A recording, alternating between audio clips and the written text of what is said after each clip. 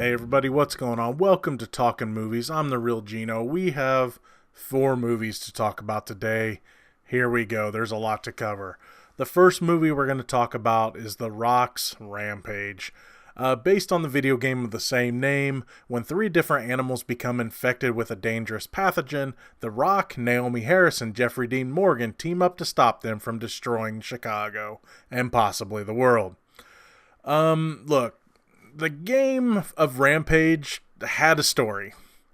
It wasn't much of a story, but it had a story. From what I remember, this movie didn't really follow that story too much. The first thing was the monsters were animals in this movie and not humans turned into animals, like in the games. I mention this because I think the movie missed out on some funny scenes of them turning into humans and back. One of the funnest parts about the game was when you were playing with multiple players, you could have the monsters beat up each other. You're supposed to be destroying the cities, right? But, you could, mess with each other and punch each other in the face. And in the later games, you could kick each other in the balls too. But one of the funnest things in the game, and I believe it was even a point bonus, was when one of the players turned back into a human, one of the other creatures could eat them. And that would have been hilarious. Also, the thing that this movie missed out by not having this is when you got turned back into a human, you were naked, right? And you'd see the person like covering themselves as they were walking. For some reason, I feel like this movie missed out on an opportunity to have, humans walking around going, what's going on? And covering themselves up and they could turn back into the monsters. I just think they missed out on some good humor by having them be animals first, because other than the character of George, which was the ape, there really was no personality for the monsters. And I think part of the fun of the game and what could have been part of the fun for the movie would be for them to have a personality. Another thing I'm going to gripe about, and this is just a minor gripe and a personal gripe. I'm a Central Illinois boy, from a little town that definitely is as small as it sounds, called Illiopolis. I'm a Central Illinois boy, and what I always liked about at least the first 2 games of Rampage and Rampage World Tour, Universal Tour, Universe Tour, whatever the third one was called, it didn't start here, but the first 2 games started in Peoria, Illinois, which I always thought was kind of neat because that was only like, an hour and a half from me, wherever it was I was living, whether it be when I was in Illiopolis or now I live in Decatur. I always thought that was kind of cool. The game went to Peoria, and I can't remember in the original game where it all went after that besides Chicago and Illinois, and also in the World Tour it goes like Kankakee and somewhere else before it hits Chicago, I think. It's been a while since I've played it, but they both started in Peoria, and this movie did not mention Peoria at all. The George the Ape is in like San Diego. I can't remember where the crocodile was, and the wolf was, I think, somewhere in Montana, if I'm not mistaken, or South Dakota or North Dakota, somewhere around there. The movie was a mess anyway. It's hard to remember everything, but they all were making their way to Chicago, so Chicago is a big deal in the movie. But just the fact that they didn't show the small town, it just kind of irked me a bit. So that's just personal stuff, though. What about the characters? I like the character of George the ape, because when he was funny, he was pretty funny. He got to do a lot of funny stuff and had some funny interactions with The Rock. The Rock's character, it wasn't anything really new. He's done this type of character before, but better in other movies. In a way, his character in this kind of reminded me of a watered-down version of his character from Jumanji. And I know his character in Jumanji was a video game character, but I mean, he was the same kind of jungle-ish type of guy, and of course his character in Rampage just also happened to be a former special forces guy and things like that. He's played characters like this before, but he's done it better. So, I mean, he's okay. He's not terrible, but there's nothing really new there. Naomi Harris's character is basically the generic scientist character that, has a lot of the answers, and then if she doesn't have the answers, she can find the answers. And you've seen this type of character before, too.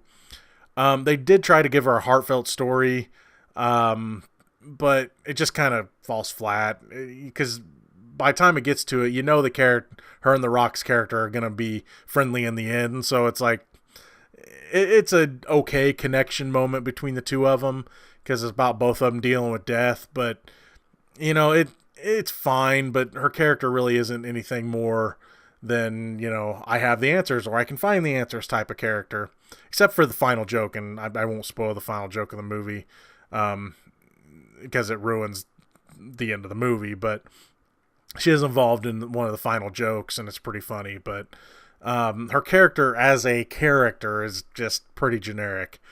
Jeffrey Dean Morgan's character, while he didn't go full on Negan for this character, he was very Negan-ish. I mean, just short of almost doing the Negan lean. But he was just, the way he talked, it was just very, just,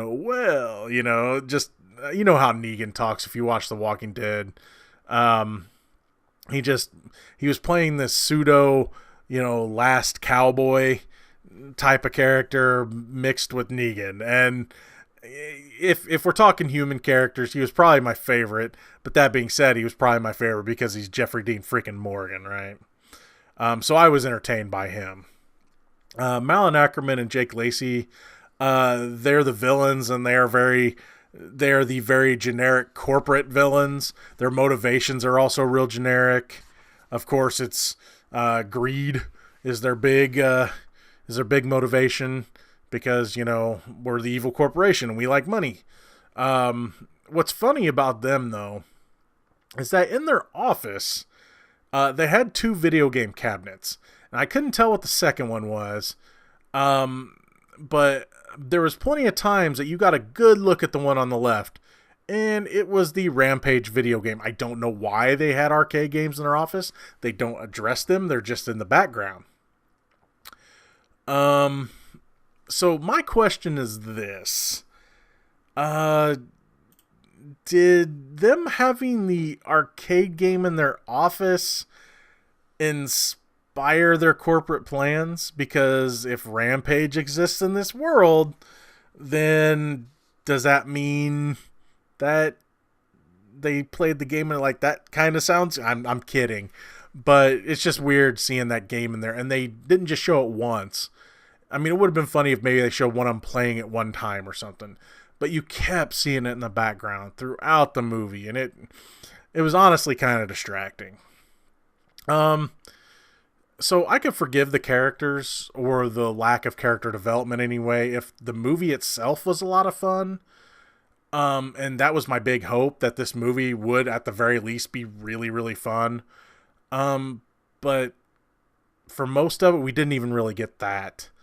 The movie is way too much setup and a fairly weak payoff. Because here's the thing. You've got 3 different creatures, and you kind of got to build all 3 of them up. They're all in different places. And it takes forever to get to Chicago.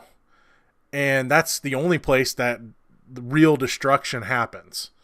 I mean, they have a little battle here and there and little bits of destruction here and there when the creatures are escaping and things like that, but nothing the way you would expect or what you would expect out of a movie based on Rampage. And even when they get to Chicago, the destruction there is pretty weak. Think about this, okay? You have a movie based on the video game Rampage. The game was about destroying whole cities throughout the entire United States, right? But here's the thing. In the movie, I mean, some buildings get bumped around and wrecked a little bit, but only one building comes down. One building. One. Okay? I was expecting Chicago to be a wasteland at the end of this movie, but of course not. One building comes down. When the movie did work, it's when it embraced the ridiculousness of it. When it was silly with everything, with situations, the violence, even the serious stuff, it worked. But when it wasn't being silly, it was boring. And that's pretty unfortunate. For this movie to work, it needed to be silly, and it needed to be balls to the wall fun. Multiple cities needed to fall. It needed to embrace the silliness, the violence. But the problem is, it used most of this stuff so sparingly that you got bored after a while. Now, don't get me wrong. I love the end of the movie because it was hilarious. But just getting there was unfortunately, it was kind of boring. And so would I say see it? Probably not. Not in the theater anyway. Or if you're going to see it in the theater, see it for cheap. But really, you've seen The Rock do better. You've seen better movies where monsters destroy things. There's some things to like here. And when it's on, it's fun. But that's just it. It's not on enough for a movie I expected based on the video game Rampage. The next movie we're going to talk about is Beirut, John Hamm's new movie. Caught in the crossfires of civil war, CIA operatives must send a former U.S. diplomat to negotiate for the life of a spy. First thing I got to say is this. There's been a lot of controversy about the trailer of this movie. Ignore that controversy. Okay? It's not a white savior type of movie. Most of the movie is set in the 80s, and everyone in the movie is on edge in Beirut. There's a lot of good guys and a lot of bad guys on all sides of the story here. Okay? So don't think that, America's trying to just make yet another white savior movie and these people are bad. No, there's good guys and bad guys on all sides in this movie. This is a spy thriller with a lot of moving parts. The main story is about a former diplomat that's brought back to Beirut 10 years after he has a personal tragedy there. As the story unfolds, you find out why he was brought back to Beirut, and why he was personally requested to broker this deal for this spy. And, you can kind of see where it's going when it's happening. You kind of have an idea, but it still worked for me. The character, John Hamm's character, finds himself caught in the middle of the U.S. government, the Israeli government, and multiple Lebanese factions. And he's getting blocked at various turns by every single one of them. It seems that every one of them have something to hide. And it's not, I wouldn't say it's up to his character to find out what all they're hiding, but his story happens all around this, and he finds out these things. But everyone has secrets in this movie. I really like John Hamm in this movie. I thought he was great. His character's pretty broken, and he doesn't want to go back to Beirut because of the personal tragedy that I won't spoil. But his character doesn't have much of a choice. Also, his character is an alcoholic. So, of course, he has to deal with that in the movie. Of course, that becomes a plot point. And also, he has to deal with, he can't forgive himself for this tragedy that's happened at the beginning of the movie. So he has to forgive himself and others for the things that have happened in the past. So, yeah, I really like John Hamm in this. I thought he was a solid lead. He really fit the role well, I guess I can say. There's a decent supporting cast in this movie. Dean Norris in a toupee, which is kind of weird, but he's really good, and I always like Dean Norris. Rosamund Pike She's an agent that goes along with Ham's character's methods. You kind of see where her character's going. You kind of got an idea with what her secret is, but it's fine. She does all right in this movie.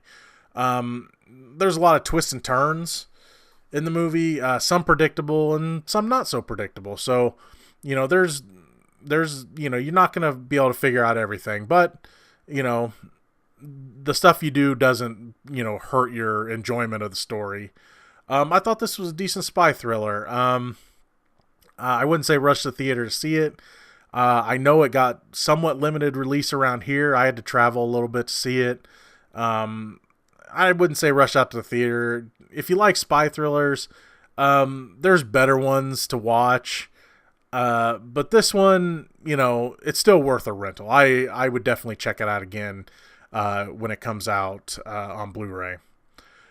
And the next movie we're going to talk about, unfortunately, is, and I better not forget to add this at the front, Blumhouse's, or is it Blumhouse or Blumhouse? Maybe someone can answer that for me. I honestly, deep down, don't care, but I kind of want to know anyway, so maybe I can just pronounce it right next time. Blumhouse's Truth or Dare. Let's talk about Truth or Dare, shall we? A stranger brings a group of friends into a harmless game of Truth or Dare that turns deadly when someone or something begins to punish those who tell a lie or refuse the dare. It's gotten to this point where Blumhouse, I'll just say Blumhouse for now, Blumhouse movies, right now they just seem to throw crap up against a wall and see what sticks. There for a while, they had a decent string of movies, and I thought, wow, this company's doing really well. And then they've just seemed to release stuff like this. Look, I knew this movie was going to be dumb. I just wasn't sure how dumb. First of all, though I thought the trailer was showing the ending of the movie, I was happy at least that I was wrong about that, because I hate it when they show the end of the movie in a trailer. The trailer does pretty much show the first half of the movie, though, pretty much in order. And some of the near of the end of the movie. If you go to see this, you're going to get exactly what you're expecting. You can figure out a lot what's going on. And so do the characters. They figure things out pretty easy in this movie. Thank you, Google and social media. It's like, oh, have you tried... And one character even says, have you tried Googling it? Ugh. The acting in this is pretty terrible. I don't want to rip on the actors too much, but they just weren't that good. And I don't know if it was the directing or what, but I mean, think about this. Their friends are dying all around them, but there is like no emotion, right? They may cry for 2 seconds, but there's like not a lot of emotion. They just, our friends are dying. And then that being said, then there's a ton of emotion when, but we're mad at each other. You betrayed my trust, right? They're mad about that, but their friends are dying and in no tears or anything like that. So yeah, the acting, not the greatest. Now let's talk about that stupid face morphing thing. And yes, it is in the movie. A lot of people thought it was just going to be in the trailers and then it wouldn't be in the movie. No, it's in the movie, and it's as dumb as it seemed in the trailer. It looks like a bad Snapchat filter when it happens to the characters in this movie. And one of the characters even mentions that. When she sees it for the first time, she goes, it was like they had a bad Snapchat filter over their face or something stupid like that. And just any time it happened, it's just, I don't know. It almost reminded me of like Jim Carrey's live action Grinch. Just the way it was so exaggerated, but it definitely looked computer generated because of course it was. It was just dumb. And it was just a way of, I think adding something, new. But it just didn't look right. It looked so fake and bad. Okay, now I'm going to be talking about some spoilers to this movie. Because I don't care if I spoil this movie. But I just wanted to warn you in case you do care that I'm spoiling it. So I just wanted to tell you because I just want to make sure you were warned. Um, are you still with me? Okay, because here I go. The rules keep changing. Okay, these youngins have to play the game, and the rules keep changing on them. The villain of the movie, which ends up being like a demon, it manipulates the game however it wants to. Okay, the characters think they're so smart, and they're like, okay, we're playing this game, and you know what? We may have to hear some bad stuff, but always say truth, right? Oh, no, no, no, no, no. See, because the way the whole game was set up the first time when the original group was playing it, they had a rule. It was 2 truths and a dare. And when you get the exposition from the character that gives them that, it just comes like, oh, yes, there is a rule. This is the rule. You have to follow the rule, right? It just comes off so unnatural, and it's just kind of, oh, so there's another rule. Okay, but then, okay, so they know the rule now, but then they're like, okay, well, if we don't want to reveal a truth, we'll take a dare, right? And we'll try to figure it out, whatever it is, because it starts off there's some where, it seems to be getting deadlier and deadlier at times. It's whatever the demon wants it to be. So they, at first it's like, you have to break my hand or whatever, okay, so there's no death there, but then the dares get deadlier. But just because the demon wants to, he wants the truth to come out. So the person says dare. Well, I dare you to tell them the truth. Come on. The demon, okay, don't get me wrong. I didn't expect the demon to play fair. But here's the thing. If the demon can change all the rules, then he's going to win. There's no way they can win. Even if they figure out how to stop it, if he can change all the rules, then he's going to win. He's going to win. And you're just sitting to the end of the movie going, he's going to win. And of course he wins. Of course he wins. I'm going to talk about the ending now. Okay. They get to this point where, and you've seen him in the trailer, there's a guy that gets him into the game. So of course they have to track this guy down, and they do, and they figure out that he's the only one that can stop the curse because he's the one that started it. Long story short, I'm not going to explain how it gets to this. He has to recite this thing in Spanish like 6 or 7 times, and then he has to cut off his tongue and put it in a jar and seal it with wax. I'm not going to explain how. I don't even remember everything, why that makes sense, but that's what it is. So of course, when the demon can make all the rules, he is able to kill this guy, and of course then the game can't end. Big freaking surprise, right? So the game can't end. But then the main characters that are left, there's 2 of them. They're like, got an idea. We've got a solution. The game can't end. Oh, and by the way, they're able to drag the demon into the game. I forgot about that. They're able to drag the demon into the game and say, he's like, I'm not part of the game. And they're like, well, you said truth or dare, so you ask and you're part of the game. If you say the words, you're in. And it's like, he says truth, and he tells him, yeah, you're screwed. You've killed, he's dead, and you can't stop me now. So their solution to this is screw the world. Let me explain. At the first of the movie, we learn that our main character is YouTube famous. So the solution they have, instead of trying to bring a small group of friends in to the people have to take turns in the group, right? It's your turn, then they do their turn, it moves on in the group, and they go in the order that they played the game. Well, she goes on YouTube at the end of the movie and basically adds everybody to the game. I understand what they were trying to do. Like, it makes a huge group worldwide, but not everybody's gonna play the game. And that would still make sense, but the problem is, they show someone watch the video, and then all of a sudden they're in the game. They didn't agree. They didn't say truth or dare. They were watching the screen. All of a sudden they do the weird Snapchatty filter thing.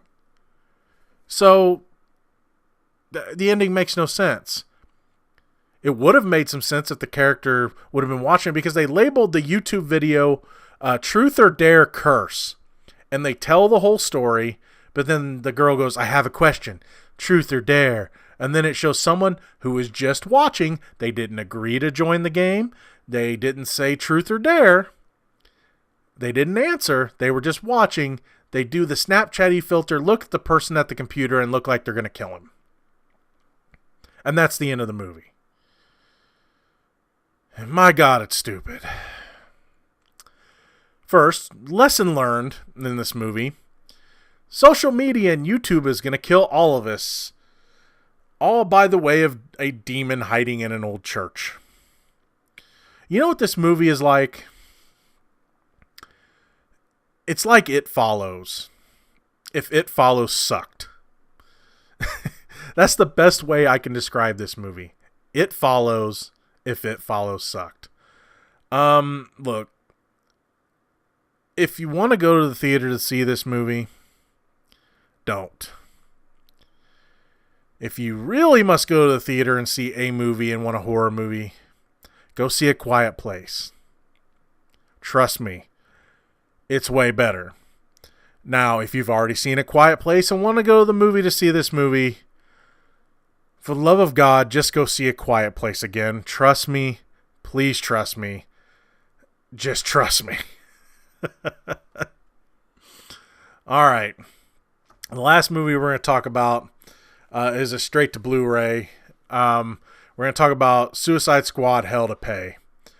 Set in the new shared DC animated universe, the Suicide Squad, or Task Force X, have to track down a mystical artifact that every and any villain would want to get their hands on.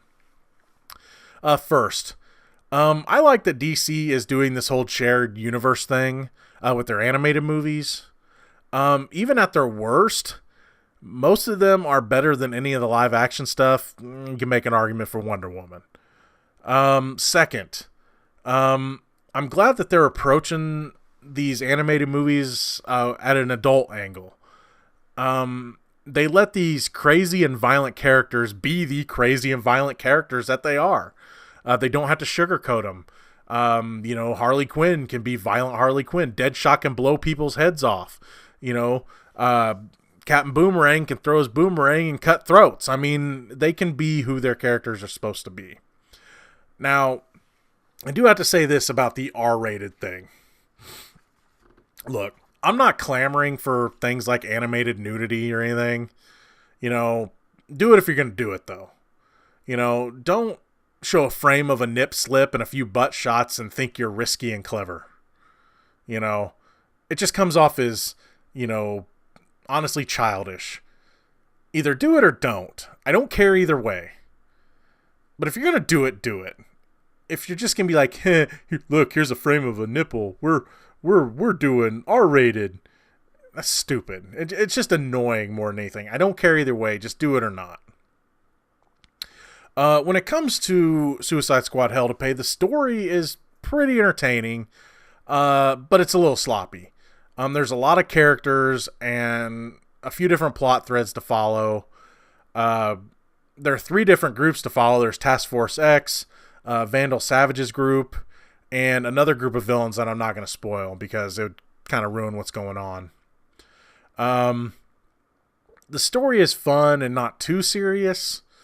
It's serious at the right moments, though. The plot's for Deadshot wanting to get out and be with his daughter. There's a serious story with Amanda Waller. And one of the mystery villains has a serious part as well. And again, I can't say what it is because, well, that's going to spoil who's one of the villains. The voice acting's pretty good. Christian Slater's Deadshot. He's all right. I'll say this about Amanda Waller, and it's because of who's playing it. I've never been so scared and attracted to Amanda Waller because Vanessa Williams, who I've always had a humongous crush on, is playing Amanda Waller. And of course, Amanda Waller is a terrifying character, but man, I love me some Vanessa Williams. So I'm a bit conflicted there. Tara Strong is reliable as Harley Quinn as usual. Also, the mystery villain that I, again, will not spoil, and makes a return. The mystery villain that makes a return, so does the voice actor, and he's great again.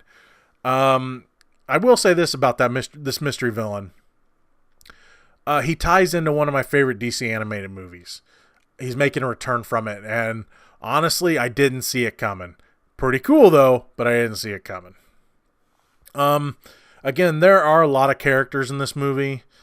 Not everybody gets to be in the spotlight, but all of them get enough to do. The focus is on who the focus needs to be on, and the others are fairly minor characters, but they fit in and they do their part. I thought Vandal Savage didn't get to do a whole lot. I mean, he's in the movie, but by the time they get to him, then it's over, right? They don't do a lot with him, which is kind of disappointing, but he's technically not the real villain, and again, I'm not going to say who that is. What I really like about this, though, the fact that it gets to be violent, it makes it really feel like a Suicide Squad story. And what I mean by this is, though they are doing some good things, because, that's kind of what Suicide Squad does, these are not the good guys. Some of the characters have ulterior motives. There's characters backstabbing other characters, etc. The trust isn't there. This isn't, a forced we're family now like the Suicide Squad live action movie. This is, we all have our own thing going on. So they actually get to feel like the Suicide Squad. Would I buy this movie? Probably not. It's definitely worth renting, though, especially if you're keeping up with this new DC animated shared universe. It's a pretty good addition to it. It keeps the story going. Gives you a break from Batman a little bit because he seems to be in most of them.